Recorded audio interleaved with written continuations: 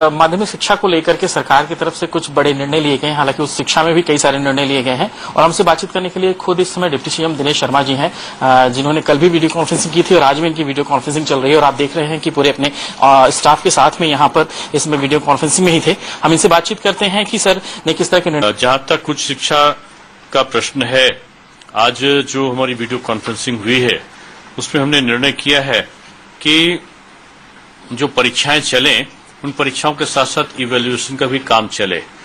सुझाव के तौर पर यह दिया गया था कि परीक्षाएं जो हैं उनमें क्वेश्चन कम आए और तो कुछ विश्वविद्यालयों ने कहा कि कम क्वेश्चन के साथ कर सकते हैं। कुछ विश्वविद्यालयों की कठिनाई ये थी कि उनके पर्चे छप चुके थे, तो ये विश्वविद्यालयों पर छोड़ा गया है कि वो 2 शिफ्ट में कराते हैं कि 3 शिफ्ट में कराते हैं। हमारी कोशिश यही होगी कि 2-3 शिफ्टों में परीक्षाएं कराई जाएं। ये लेकिन अगर कोई 2 शिफ्ट में कराता है और समय से परीक्षा पूर्ण कर देता है तो उसको उसकी छूट होगी।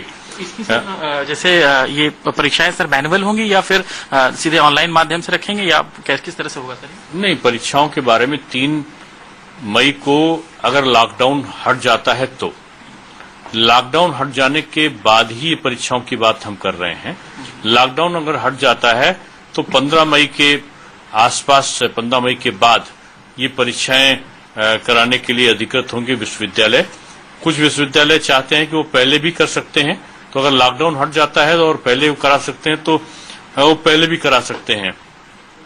कुछ विश्वविद्यालयों ने ये रखा था कि सेंट्रलाइज इवैल्यूएशन की व्यवस्था है, तो सेंट्रलाइज इवैल्यूएशन की जगह वो डिसेंट्रलाइज इवैल्यूएशन की मांग कर रहे थे। तो परीक्षा फल जल्दी निकले इसलिए केवल इस वर्ष के लिए ये उनको छूट दी गई है कि वो डिसेंट्रलाइज इवैल्यूएशन भी अगर कराना चाहें तो विश्वविद्यालय के कुलपति पर निर्भर करेगा कि वो डिसेंट्रलाइज इवैल्यूएशन करा ले। फाइनल ईयर का जो रिजल्ट है, वो जो लोग अंतिम वर्ष के छात्र विद्यार्थी बैठे हैं परीक्षा में, उनका इस प्रकार से स्कीम को, जो परीक्षा का सूची है उसको तैयार की जाए कि जो अंतिम वर्ष का विद्यार्थी है उसकी परीक्षा पहले हो और रिजल्ट पहले निकले, यानी जून तक रिजल्ट निकले और जुलाई में हमारे एडमिशन पूरे हो। ये हमारा लक्ष्य है कि सत्र का नियमितीकरण रहे। अगर किसी कारण से व्यवधान पहुंचे तो जो हमारी ग्रीष्मकालीन अवकाश है या हमारा जो शीतकालीन अवकाश या कई अन्य अवकाश होंगे उनको न्यून करने पर भी हमारा विचार है कि उनको अगर हम छोटा भी कर देंगे तो हमारा सत्र नियमितीकरण चलेगा।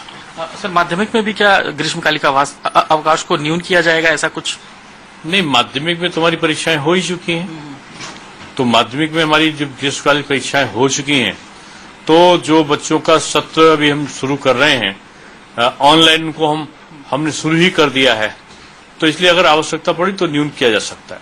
ये लॉकडाउन पे निर्भर करेगा। सर, इसमें कुछ ऐप वगैरह दे रहे हैं कि इस ऐप को बच्चे डाउनलोड करें या कैसे, मतलब वो ऑनलाइन? देखिए, जो स्कूल के एनसीईआरटी का दीक्षा पोर्टल ऑलरेडी अपलोड है और उसके आधार पर पढ़ाया जा सकता है। इसके अलावा कई और शिक्षा के चैनल में इस प्रकार की व्यवस्था है ऑनलाइन टीचिंग की, तो उसकी सहायता वो लोग ले सकते हैं। इस बार sir 7th, 9th and 11th के बच्चों को पास किया गया है, इवन 10th और 12th के रिजल्ट का लोग इंतजार कर रहे हैं।